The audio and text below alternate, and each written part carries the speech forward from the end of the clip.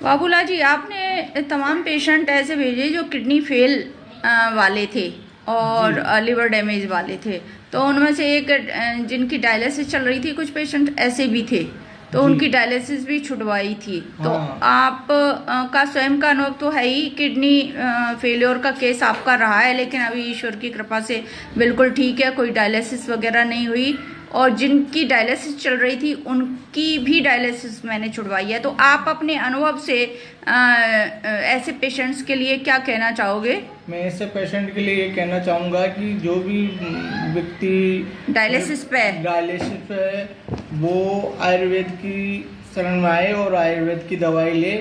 और जिसके भी डायलिसिस नहीं हो रही है, उसकी किडनी डैमेज है, तो वो भी आयुर्वेद के दवाई से ठीक हो सकते हैं और आयुर्वेद का ही इलाज ले तो अच्छा रहेगा। डायलिसिस कराने की ज़रूरत नहीं पड़ेगी और आगे उनको इस चीज़ों से परेशानी नहीं होगी कि अपन डायलिसिस कराने चले और फलाना कराने चले। ये चीज़ें उनके लिए गलत है, इसलिए डायलिसिस को आयुर्वेद की दवाई लेने से उनको डायलिसिस की कभी भी जरूरत नहीं पड़ेगी। हाँ, खास तौर से मैंने तमाम ऐसे केसेस मेरे को 4 साल पहले मेरा खुद की डायलिसिस होने की वो थी, फिर मैंने वहाँ से डायलिसिस नहीं कराया। आज मेरे को 4 साल हो गई, डायलिसिस नहीं हुई। और डायलिसिस दवाई आपने किससे ली थी? दवाई नाम नहीं बोलो डॉक्टर का। मैं दवाई जामडोली आशा शर्मा डॉक्टर साहब है, उनसे मैंने दवाई ली थी।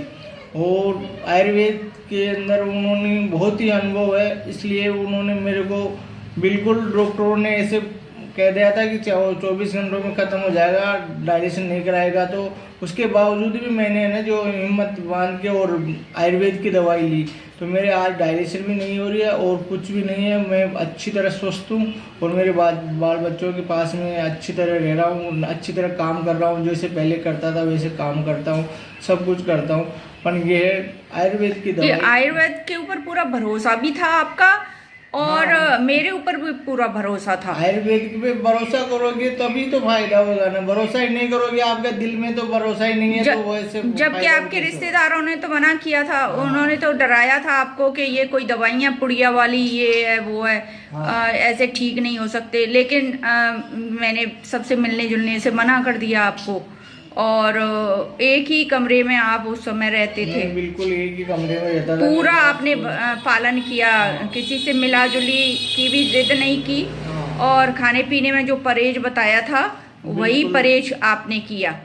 और जो खाना पच नहीं रहा था 5वें दिन तो मैंने आपको इसका जो लौकी का हलवा खिलवा दिया था। लौकी का हलवा भी खिलवा दिया था, लौकी का जूस पीने चालू कर दिया था मैंने। सब कुछ मतलब 5वें दिन चालू हो गया था मेरे, धीरे धीरे सब अच्छी तरह वो हो गया। और मेरे को 5वें दिन तो बहुत बढ़िया आराम मिला था आयुर्वेद से। और मैं सबसे भाई लोगों से ये निवेदन करता हूँ कि जिसके भी किडनी में जो या और कुछ लीवर की परेशानी हो और कुछ हो बीमारी, तो आयुर्वेद की ही दवाई ले। आयुर्वेद की शरण में आके आप सुरक्षित बन सकते हैं। आयुर्वेद की शरण में आ जाओगे तो सुरक्षित रहोगे।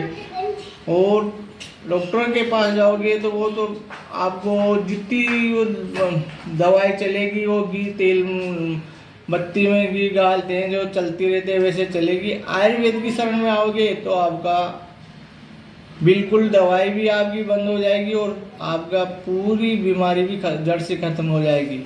मैं तो यही निवेदन करता हूँ भाई लोगों से कि आप आयुर्वेद की ही दवाई लेने की।